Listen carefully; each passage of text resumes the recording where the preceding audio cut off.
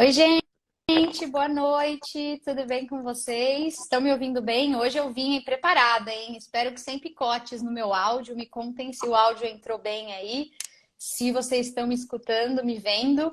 Boa noite, Luana, Lele, olha a Lele aí, nossa querida ex-aluna. Vi João Ricardo, boa noite, João. O pessoal vai chegando aos pouquinhos. Me contem se o áudio tá bacana hoje, se o fone com fio deu aquele up em relação ao fone sem fio. E eu acho que tá bom, acho que ficou legal, né, pessoal? A Luana deu um ok ali também. O Japa entrou, Motumbá, meu pai. Feliz que vocês estão entrando aí. Internacionalismos, nossa amiga. Várias pessoas, já 12 pessoas de comecinho, ó. Comecinho da tarde, às 6 horas, para a gente falar de um tema que aparentemente está na mídia, né, pessoal? Para a gente conversar um pouquinho sobre o encontro, o fatídico encontro entre o presidente da Rússia, Vladimir Putin, e o seu amigo, o presidente da China, Xi Jinping.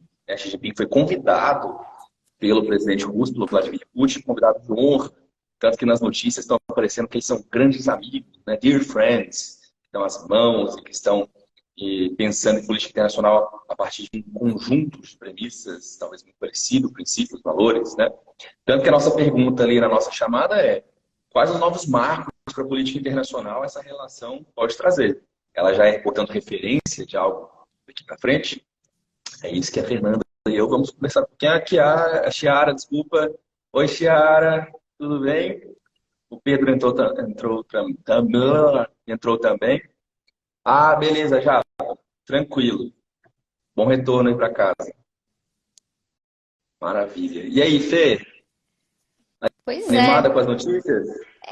animada é uma palavra forte, né? Eu diria, mas são notícias importantes, por vários motivos, porque vocês sabem que em RI contexto importa e a gente está falando desse acontecimento em um momento bem particular, né? E aí eu não estou nem falando de grandes questões globais, estruturais, estou falando de conjuntura mesmo. O Xi Jinping acabou de ser reeleito para o terceiro mandato na China, então esse movimento de aproximação com a Rússia acontece num contexto de fortalecimento interno, né, doméstico do Xi Jinping, que, aliás, diga-se de passagem, não era para estar no poder, não fosse se ele não tivesse alterado, né, a própria legislação interna da China em 2018. A legislação anterior permitia só dois mandatos de 5 anos. Ele conseguiu, então, modificar a legislação, vai ficar por 3, no mínimo. E isso dá a ele longevidade no poder, um líder com perfil de política externa bem específico e que, desde o início da guerra da Ucrânia, tem adotado, né, esse estilo que alguns vão chamar de neutro, outros vão dizer que é uma neutralidade pró-Rússia, outros vão dizer que é aliança com a Rússia, né, depende das lentes de quem olha.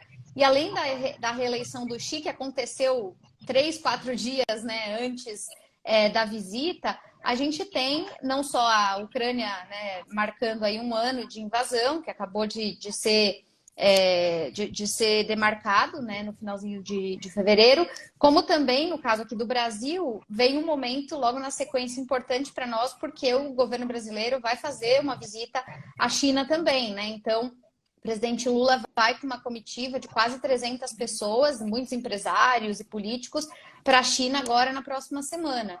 Então, a gente está falando de um encontro bilateral que mexe com muita gente, né? Mexe com a China em si, mexe com a relação bilateral com a Rússia, obviamente reverbera numa reação do Ocidente, Estados Unidos, União Europeia, OTAN como um todo, e no caso do Brasil, cruza também com o momento em que a gente vai fazer essa nossa visita e vai provavelmente tocar no tema da guerra, sem dúvida, até porque o Brasil já falou que tem interesse de ajudar a mediar um eventual acordo de paz. Então, é um grande evento esse, né? Que ainda está em andamento, eu diria, porque a visita começou há 2 dias atrás, né? Na verdade, a chegada do Xi na Rússia começou 2 dias atrás, a visita em si aconteceu entre ontem e hoje, né? Os encontros, as reuniões. E foi uma visita importante porque, embora eles não tenham, eles já tivessem se falado antes, né? Já tenha havido contato anterior entre esses dois líderes em vários momentos e tal. Foi a primeira reunião, a primeira visita que se deu em solo russo desde o início da crise, né? Então, é também simbólico nesse sentido. Tem várias coisas, então, em termos de efemérides aí para citar, eu estou citando só algumas delas, mas a gente pode pensar, né, Lu, nas implicações políticas, né, disso e tal. talvez antes de falar sobre essas implicações, vale a pena resgatar qual era a pauta desse encontro e o que é que foi discutido. Se você quiser explorar um pouco isso, na sequência eu posso complementar também e tentar dar uma analisada nesse encontro. Então, para quem chegou agora, saibam que está havendo, acabou de haver esse encontro bilateral no contexto que eu falei e considerado um encontro bem emblemático e simbólico. Agora o Lucas vai comentar um pouquinho sobre as pautas, né? E aí a gente desenvolve disso. Muito bem. Dá um salve aqui para Tatiana Berranger, nossa amiga querida, vários colegas, né, alunos e ex-alunos que estão aqui presentes, seguidores antigos do canal. Obrigado a todo mundo que está presente. A Fê contextualizou muito bem, né, falando sobre essa questão de quando começou essa movimentação. E ela é bastante inspirada justamente por causa do tema principal, que é a questão da crise da Ucrânia, né? Eles vão falar que isso é uma questão menor, né, que isso não é o foco principal, que o foco principal essencial é a cooperação estratégica, que é pensar principalmente em como que esses países podem pautar uma nova relação de multipolaridade, como eles podem criar mecanismos alternativos de cooperação a partir do que é chamado de sul global, de certa forma. Mas a gente sabe que há interesses tanto políticos quanto econômicos aqui na questão. Né? Se nós pensarmos, por exemplo, nos interesses políticos, a China se colocando enquanto um mediador desse conflito já mostra que existem outros atores para além daqueles tradicionais, e aqui leia-se Estados Unidos, os países ocidentais, né, em especial países europeus também, que também têm capacidade de criar articulações capazes de propor um acordo de paz ou mesmo de mediar de forma a tentar levar em conta todos os lados, né? Então, há sim uma negociação relacionada à guerra da Ucrânia. Eu acho que esse é o foco principal.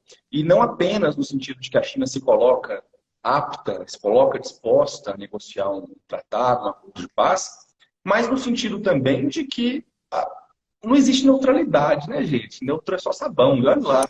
Então, a gente evita ficar falando de neutralidade quando fala dos países. Todo país tem interesse. E a China, assim como os Estados Unidos, assim como os franceses, assim como qualquer outro país envolvido nesse conflito, nessa questão, tem interesses também. Então, parte desses conflitos, desses interesses relacionados à China, está justamente na capacidade de agregar mais atores próximos à sua, vamos dizer, não vou dizer polo, eu acho que não é uma questão de ficar discutindo polos, né? Esse mundo talvez seria apolar, acho que seria mais interessante a gente pensar, o D-Zero, né? Como alguns autores colocam.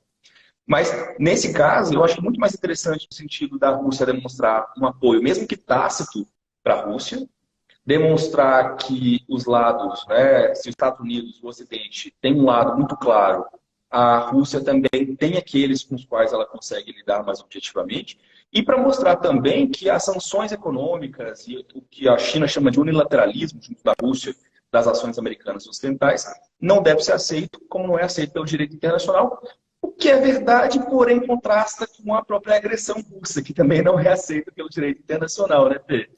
Exatamente. E aí vai assim um conjunto de informações que ajudam para que vocês entendam a importância dessa relação estratégica, né? A China e a Rússia se aproximaram muito nos últimos anos e isso tem a ver com elementos materiais e também com elementos, digamos, ideacionais. Do ponto de vista material, existe uma grande dependência econômica entre os dois países e principalmente depois das sanções que o Lucas falou, a Rússia ficou muito mais dependente da China, né, do ponto de vista de mercado, de comércio. Para vocês terem uma ideia, nos primeiros meses depois do início da guerra da Ucrânia no ano passado, o comércio bilateral aumentou mais ou menos algo em torno de 30%. Hoje, né, um ano depois, já é um recorde histórico na relação bilateral. Então, há uma dependência econômica que acabou sendo gerada desse isolamento da Rússia em relação ao resto do mundo, né, com a China, no caso. Além disso, existe uma cooperação de longa data, antes até da invasão da Ucrânia, no que diz respeito a questões militares, né? Defesa, envio de armas, compra e venda de materiais bélicos. E isso, obviamente, no contexto da guerra da Ucrânia também passou a importar. Então, cooperação econômica, cooperação militar. E, para além disso, existem várias articulações que esses países têm feito na Organização de Cooperação de Xangai, por exemplo, em outras organizações regionais, que são bem importantes para aumentar a presença, né, chinesa e a dependência chinesa nessa parte do mundo, nessa parte da Ásia, Eurásia. A gente também não pode esquecer que a Rússia, ela tem compartilhado com a China, nesse sentido, uma visão de mundo que também é muito típica dos BRICS, né? Então, aí entra o elemento ideacional. A ideia de que é preciso estimular um sistema internacional mais plural, mais democrático, menos dependente dos Estados Unidos, que reequilibre, de certa maneira, as regras do jogo. Então, esse movimento de aproximação bilateral se dá nesse contexto de uma maior dependência concreta, mas também se dá a partir da intenção de refrear ou de contestar, digamos, o modelo hegemônico que a gente conhece, que a gente tem aí, né? Eu sempre digo para as pessoas que, apesar do conflito entre Rússia e Ucrânia ser um conflito geopolítico específico, com características regionais, históricas muito pontuais, no final do dia ele acaba sendo um palco de uma guerra maior e mais tácita, mais silenciosa, mas talvez até muito mais destrutiva, né, potencialmente destrutiva, que é a guerra, entre aspas, né, Estados Unidos-China, que no final das contas é sobre transição hegemônica sempre. Por isso que a Ucrânia é tão importante, né? Não é só sobre violação do território, não é só sobre dominação territorial, sobre as questões históricas ali envolvidas, sobre a OTAN, sobre tudo isso, é também sobre como se manifestam esses movimentos de transição hegemônica. E é bem importante lembrar, gente, alguns fatores aí dessa história recente, né? Vocês devem lembrar que por muitos meses se falava sobre a possível invasão da Rússia em relação à Ucrânia. Eu lembro que a gente mesmo já estava fazendo essa análise muito antes da guerra explodir, ainda no final do ano anterior.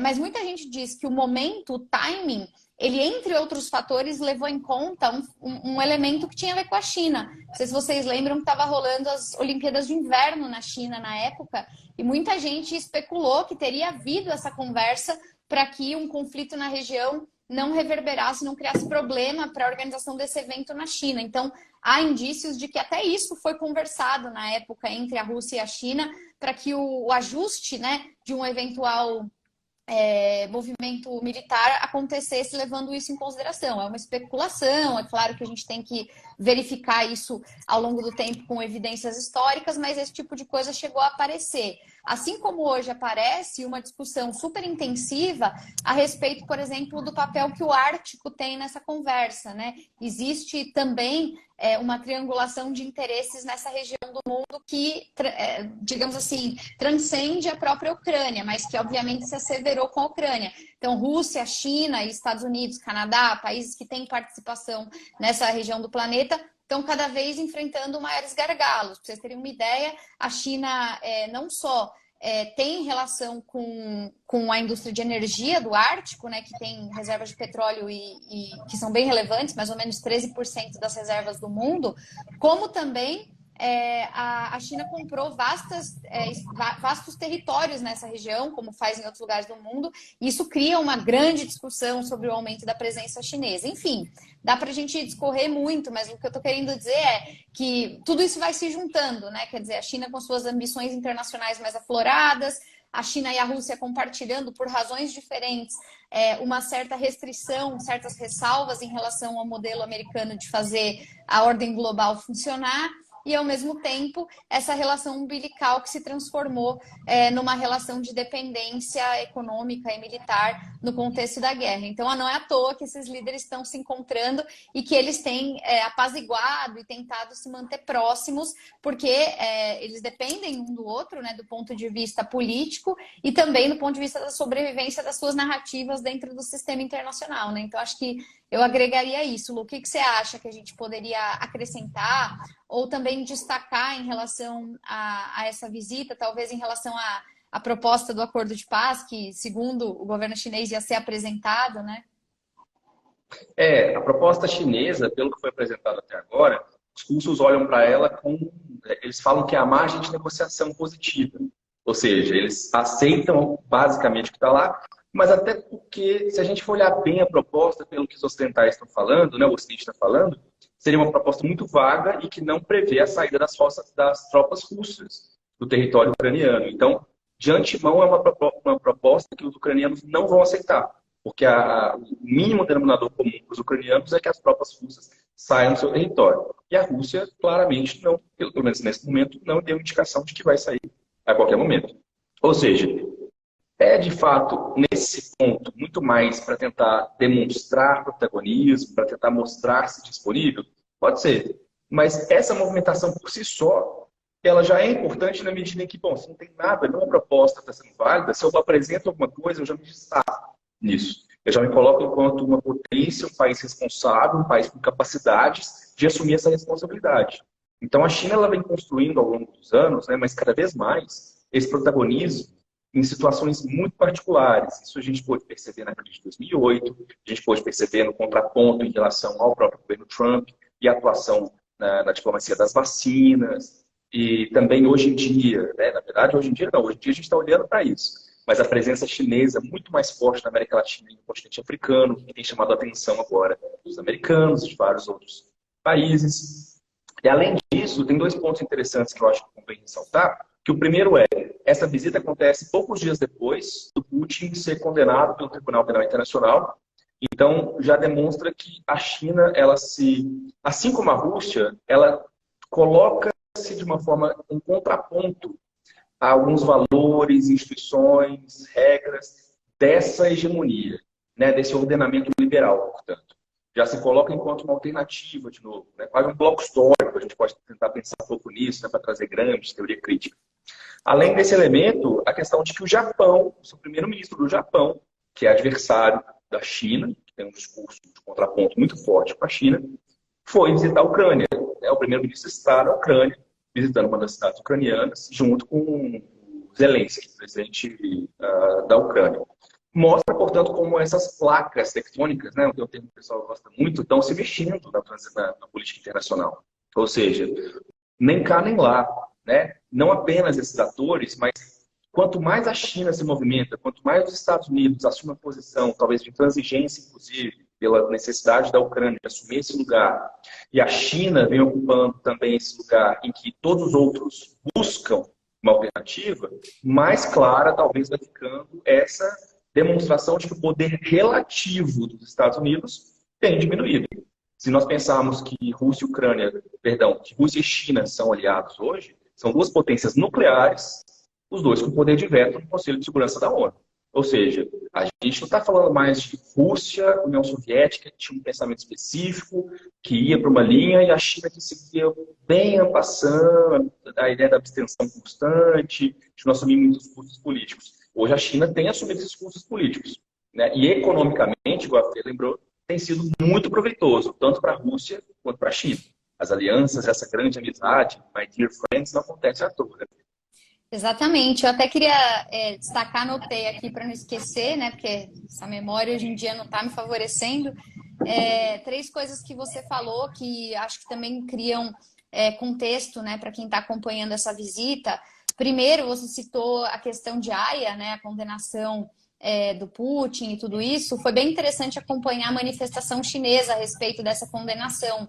A China se manifestou sobre isso, dizendo que era muito importante que o tribunal não politizasse a questão e que não usasse double standards, né? Então, fazendo uma crítica direta, obviamente, relacionada ao fato de que já houve violações de direitos humanos por outras lideranças do mundo, várias delas ocidentais, inclusive norte-americanas, outros presidentes na história dos Estados Unidos, e nem sempre a Haia se manifestou com a mesma eficiência, digamos assim, né?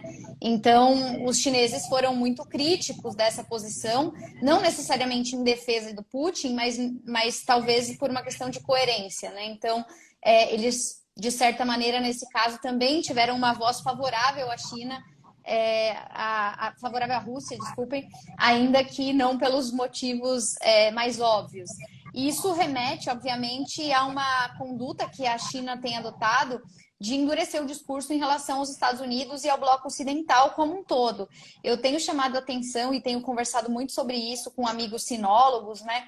Chamou muito mesmo a nossa atenção, quem acompanha a China há mais tempo, estuda a relação Estados Unidos-China, um relatório, um material que o governo chinês publicou agora no finalzinho de fevereiro, chama A Hegemonia Americana e os Seus Perigos, né, em inglês.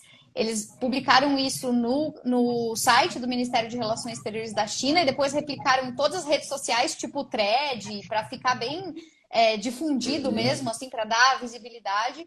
E, basicamente, nesse documento, eles acusam os Estados Unidos de criar instabilidade internacional, de promover intervenção no mundo afora, de violar regras do direito internacional, de, obviamente, violar regras dos direitos humanos.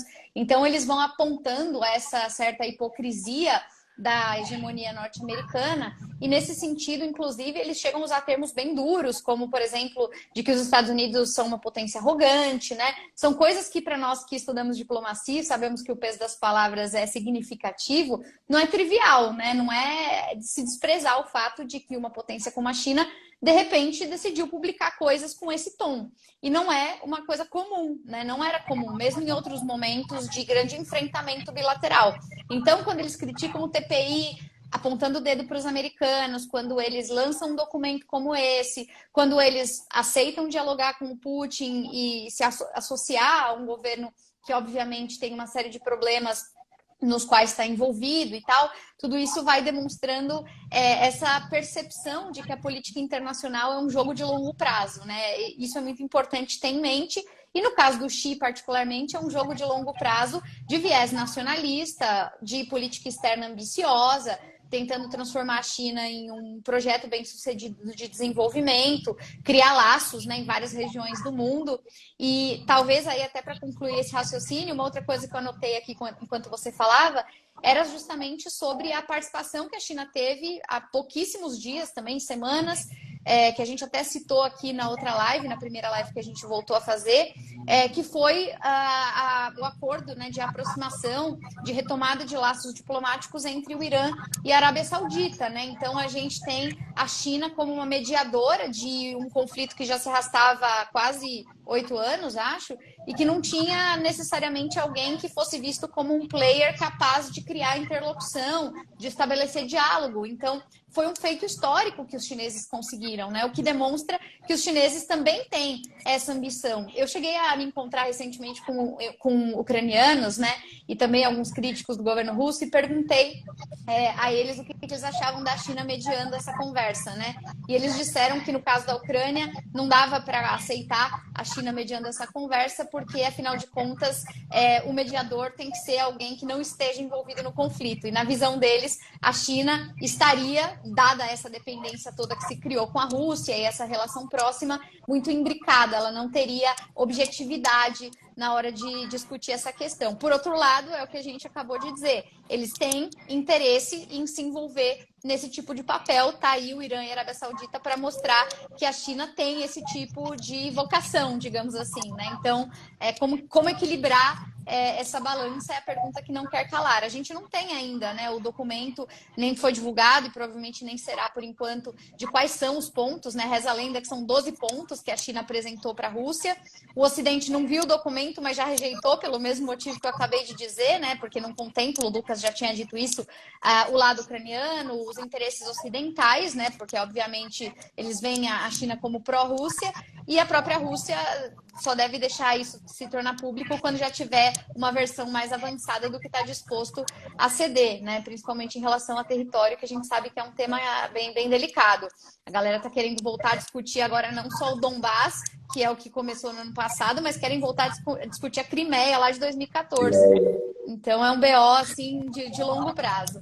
Mas é isso, eu acho que, assim, sem grandes respostas ainda, mas no mínimo a gente já deixa no ar algumas das perguntas e pistas, né, do que todo mundo tem que acompanhar, de onde os olhares têm que estar, para que a gente possa ser capaz de interpretar os próximos passos desse conflito.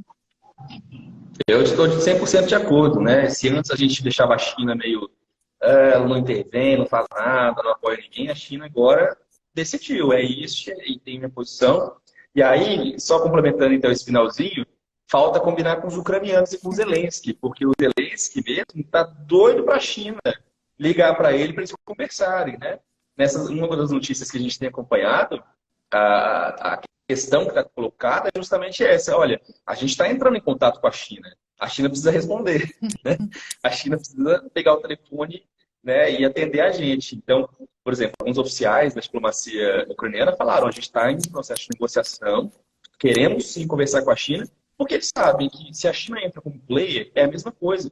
Quer dizer, não é a mesma coisa, mas tem o mesmo peso político, talvez, que os Estados Unidos entrando, né? Então, não é pouca coisa e essa arena da política internacional está só começando a mostrar suas modificações.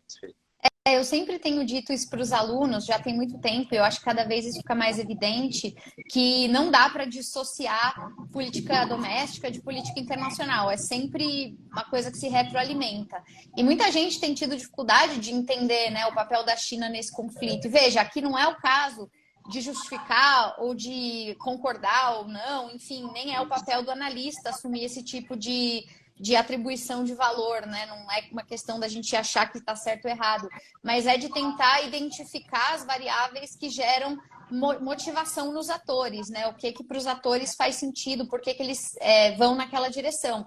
No caso do conflito da Ucrânia, além das questões regionais, bilaterais que a gente está falando aqui, entre Rússia e China, tem também, do ponto de vista chinês, uma preocupação muito grande com o precedente, né? Quer dizer, os chineses têm a questão da unidade territorial como algo muito importante para eles, o que obviamente coloca um olhar preocupado em relação à Rússia, né? Quer dizer, esses caras estão violando o território do vizinho, isso é um problema, eles sabem disso, porque para eles isso é uma questão. Por outro lado, eles também têm uma preocupação constante com a questão da intervenção internacional, de como os players do mundo vão se impor e vão tentar realizar, digamos, modificações de fora para dentro, subvertendo as regras do jogo que aquela política doméstica adota. Então, nesse caso, a resposta ocidental para com a Rússia, defendendo a Ucrânia, mandando montas de dinheiro, de armas e fazendo um discurso autocracias versus democracias. Tudo isso para o chinês cala muito fundo, principalmente para o governo chinês, para quem está no poder e se preocupa de amanhã não ter uma coalizão se voltando contra eles próprios por uma outra situação que venha a ser análoga, tipo Taiwan ou várias outras, né? Então, tem uma dimensão doméstica que ajuda a dar pelo menos um pouco de racionalidade ao processo. Então, basicamente, a gente está dizendo o seguinte: não é que os chineses estão querendo ver o circo pegar fogo porque eles não são empáticos com a Ucrânia. Tem a ver com interesses políticos, geopolíticos, interesses regionais e com essa disputa de transição hegemônica. Acho que esse é o resumo da conversa que a gente está tendo aqui. É isso, né? A Fernanda foi concisa nesse final e amarrou tudo para vocês. Né? A cabeça do professor, quando chega esse horário, está dando aula desde manhã, ainda vai dar aula à noite, ela começa a dar uma bugada, né, Fê? Mas perfeito, é isso.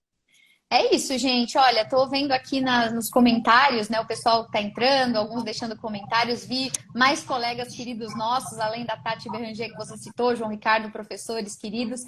Vi também que a Karen passou por aqui, nossa professora, nossa amiga. Além de vários alunos, ex-alunos, pessoal que acompanha a gente nas redes. Queria agradecer muitíssimo pela presença de vocês, por prestigiarem aqui o nosso projeto e por nos acompanharem. Como vocês sabem, a gente está nessa reta inicial de retomada dos trabalhos, com uma curadoria nova, foco aqui no Instagram. Então, nos acompanhem, toda terça a gente está fazendo essas lives. Inclusive, vi aqui, ó, que alguém pediu para a gente comentá-lo sobre o Trump e o DeSantis, né? Foi aqui, ó, a N. Iris Cardoso, ela pediu para a gente falar sobre o Trump, os republicanos, o DeSantis algum dia. A gente vai falar, inclusive porque essa semana a gente tem novidades nesse campo também, né? O Trump enrolado aí com essa história de eventualmente ser preso por uma das acusações que ele sofre envolvendo uma atriz norte-americana que aparentemente ele subornou antes da eleição de 2016. Então, a gente vai voltar para falar ainda bastante de Estados Unidos. Para vocês que estão pedindo, fiquem atentos. E é isso, gente. Obrigada. A gente está tentando ser objetivo aqui nos encontros, até para não cansar vocês, e dar uma espécie de boletim atualizado das relações internacionais, complementando as outras coisas que já estão rolando na semana. Então, se você perdeu as conversas anteriores, inclusive com convidados, acompanhem a gente aqui olhando no nosso feed, no nosso histórico, e também nas outras redes todas. A gente sempre está por lá produzindo outros conteúdos. Tem um histórico gigante de vídeos lá no YouTube, por exemplo, onde vocês podem conferir, sei lá, mais de 300 assuntos e conversas que a gente teve nesses últimos 5 anos. Lu, mais alguma? É isso, pessoal. Segue a gente no LinkedIn, no TikTok, no Twitter, no Facebook, no Instagram, no YouTube. E se surgir uma nova rede social, me avisem que eu vou entrar lá também.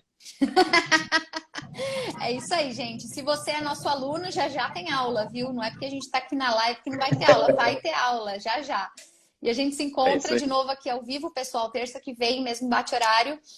Seguimos aqui, acompanhem as outras publicações ao longo da semana e os nossos trabalhos que estão em várias plataformas.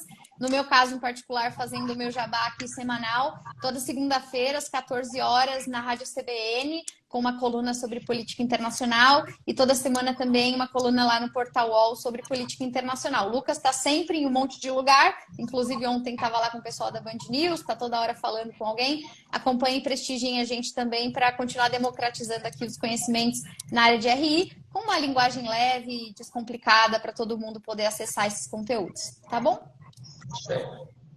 Valeu, gente. Obrigadão por todo mundo. Vejo vocês em breve. Beijo. Tchau, Fê. gente. Beijinhos. Até já.